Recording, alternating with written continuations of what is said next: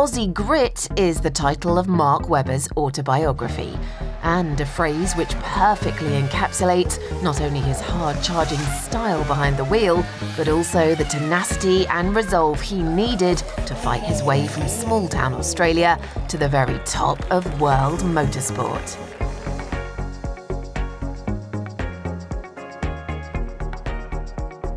Webber grew up in Queanbeyan, New South Wales, where his father Alan sold motorbikes. Inevitably, Webber began his love affair with speed on 2 wheels, but soon switched to 4 and won in karts before making the step up to Australian Formula Ford in 1994. His raw talent meant victories followed, but Webber knew he would have to leave home to pursue his dream. And in 1996, after leaving behind family and friends to move halfway around the world to England, he finished second in the British Formula Ford Championship. Formula 3 was next, but he soon ran out of money. And without any significant financial backing, it looked like his dream was over. Until he got a call from Mercedes' head of motorsport, Norbert Haug.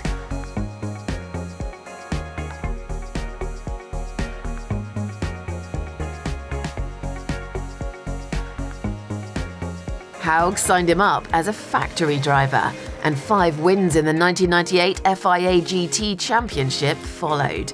But Webber wanted to get back into single-seaters, and got his wish thanks to fellow Aussie Paul Stoddart, who hired him for his Formula 3000 team. Wins followed, as did a Formula 1 testing contract with Benetton. He was on the brink of the big time. Webber got his big break when Stoddart bought Formula 1 minnows Minardi and handed Webber a 3-race deal at the start of 2002. He knew he had to impress if he was to stake his claim at motorsport's top table, but with just 3 races in which to do it, the pressure was on.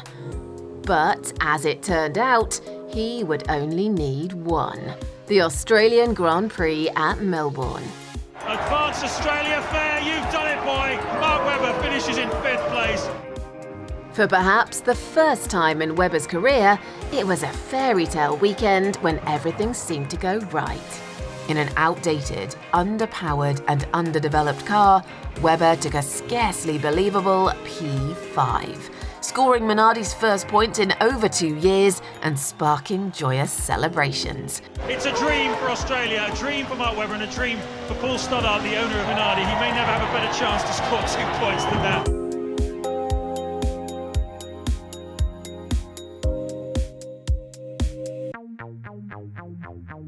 Webber's 3-race deal was immediately extended, and although there were no more heroic points finishes, his speed earned him a move to the Ford-backed Jaguar team for 2003. Unfortunately, they never looked capable of matching Webber's talents, though he continued to impress, particularly in qualifying, where he managed a brilliant P3 in Brazil, and an even better 2nd place in Malaysia the following year. The team were absolutely wrapped. We are absolutely over the moon. We've done a really good job this weekend. We've done our preparation with Michelin and worked hard, and we hope we can get some good points tomorrow. The big boys were starting to take notice. In 2005, he turned down both Renault and McLaren to join Williams. Not only had the team made Webber's fellow Australian Alan Jones a world champion, they had a BMW Works engine deal and were looking to be championship contenders. Like Webber, team bosses Patrick Head and Frank Williams were no-nonsense straight talkers, hardwired to graft for success. It seemed like a match made in heaven.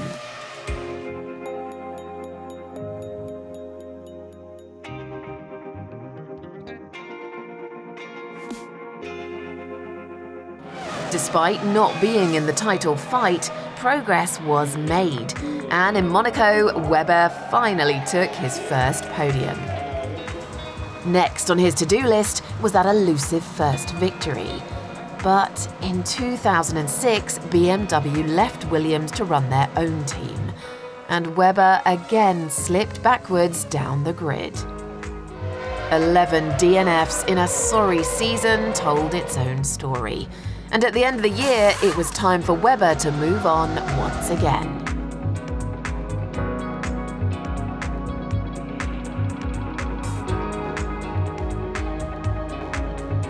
So for 2007, Webber signed with the fledgling Red Bull Racing. Many in the paddock speculated that the team were more interested in post-race parties than winning Grand Prix. But Webber knew that they were deadly serious and had already lured legendary designer Adrian Newey aboard to take them to the top.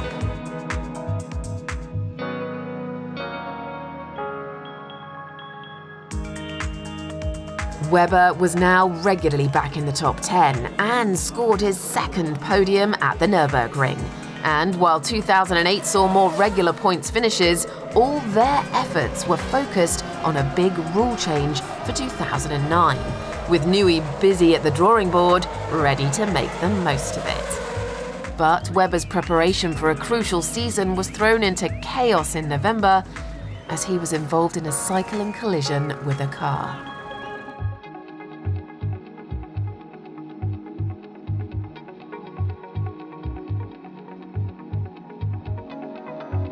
He would miss all of pre-season, but was determined not to let the opportunity of a first front-running car pass him by, and raced on in great pain at the start of the season. His teammate Sebastian Vettel took the team's first victory in China, with Webber just behind. Webber took more podiums in Spain, Turkey and at Silverstone, before sealing his first pole position at the German Grand Prix. On race day, Rubens Barrichello muscled his way along Webber at the start, and after a clash of wheels, the Brazilian took the lead.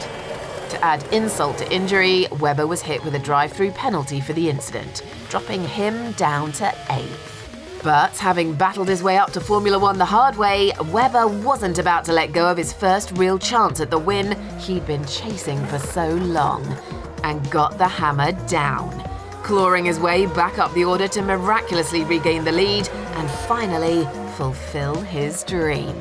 And now it's going to be victory for Mark Webber, his first in Formula One. And if he wants to be world champion, that's exactly what he needed to do. Yeah! Yes! Yes! Yes! Yes! Yes! Yes! Yes! Yes! Yes! Yes! Yes! Yes! Yes! At the 130th time of asking, at the time a record wait for a first victory, Webber was finally a winner. It's an incredible day for me. I wanted to win so badly. Of course, there's a few people that doubted me as well, so hello to them as well. It's just an incredible day for all the people that have helped me get to where I am.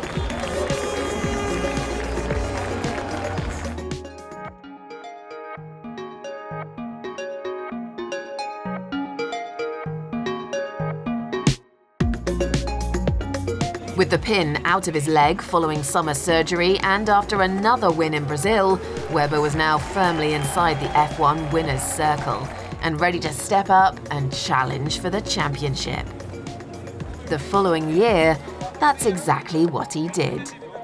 He took pole and victory in Spain, and repeated the feat in Monaco a week later. It was all coming together. Webber was on a roll in the form of his life and leading the World Championship.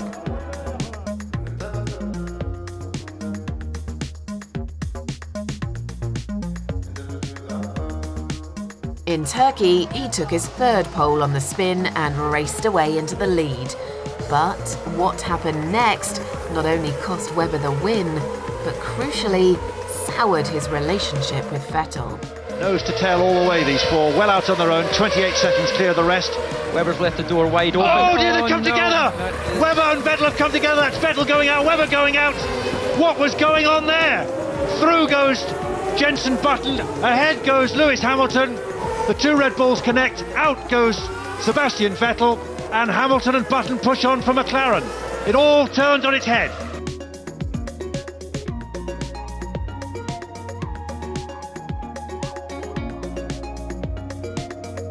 The next flashpoint of an increasingly fractious season came at Silverstone, where Webber was furious after a new spec front wing was given to Vettel rather than him, with his teammate Julie taking pole.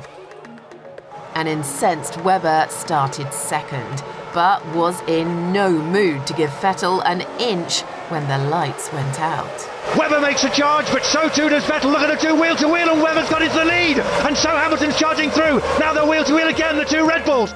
Webber went on to win and celebrated victory with what has become one of the most famous radio messages ever broadcast in F1. Well done, Mark. You drove very well today. Great job. Fantastic, guys. Not bad for a number 2 driver. Cheers.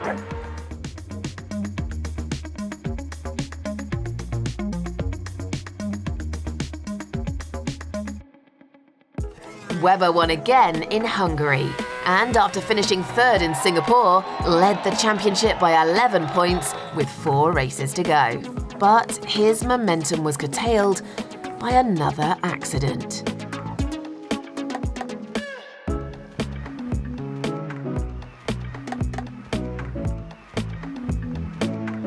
Webber suffered a fine fracture to his right shoulder, requiring pain-killing injections to get him through the end of the season, something he kept secret from everyone except his physio and the Formula One doctor.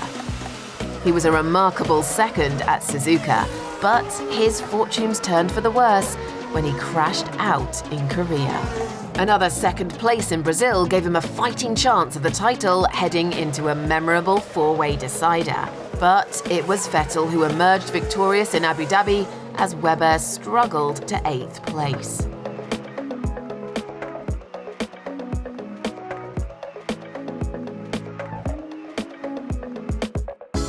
In 2011, Webber found it hard to get a feel for the new Pirelli tyres. But despite multiple podiums, he was never properly in the title running. But he was still supreme at times. The Belgian Grand Prix seeing him right behind Fernando Alonso as they raced down towards one of Formula One's most famous corners. Oh, they're so close on the way in, and Alonso had to yield, and just as well he did. Incredibly brave move from Mark Webber there.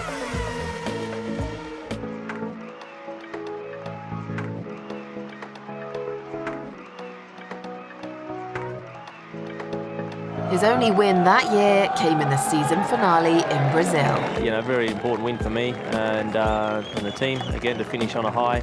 But he was back to winning ways again in 2012, taking his first victory of the season with a brilliant performance at Monaco. Fantastic, Mark. You've won the Monaco Grand Prix again. Well done. Great drive. His second win of 2012 was arguably even more impressive. At Silverstone, Webber was chasing down Alonso again as the race entered its final stages. Then, with just 2 laps left, he saw his chance. Now, has he got any curves left as Webber does get alongside him? Webber swoops past around the outside of Brooklands. Mark Webber leads the British Grand Prix. It was a classic Webber victory, earned in typically swashbuckling style around one of the toughest old-school tracks on the calendar and against one of the toughest of all time. It was a fitting way to take what would be his final victory in Formula One.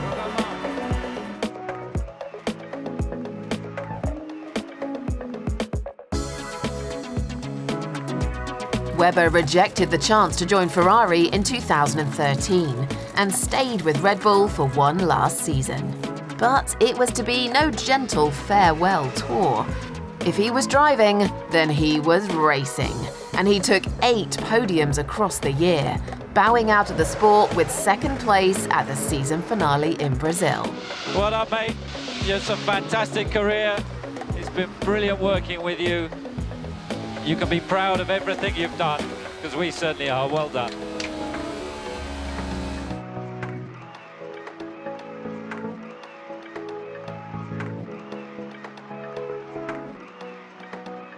Webber left F1 behind and switched to endurance racing with Porsche and was crowned World Endurance Champion the following year.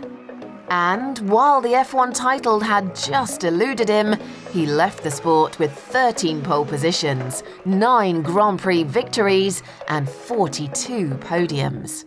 A fierce competitor, he'd dragged himself from regional karting in Australia to the very pinnacle of motor racing and gone toe-to-toe with some of the greatest names in the sport.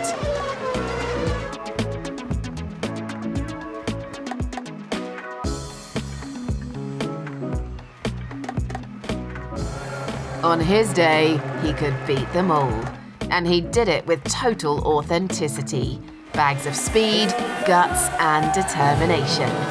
Mark Webber is the epitome of Aussie grit.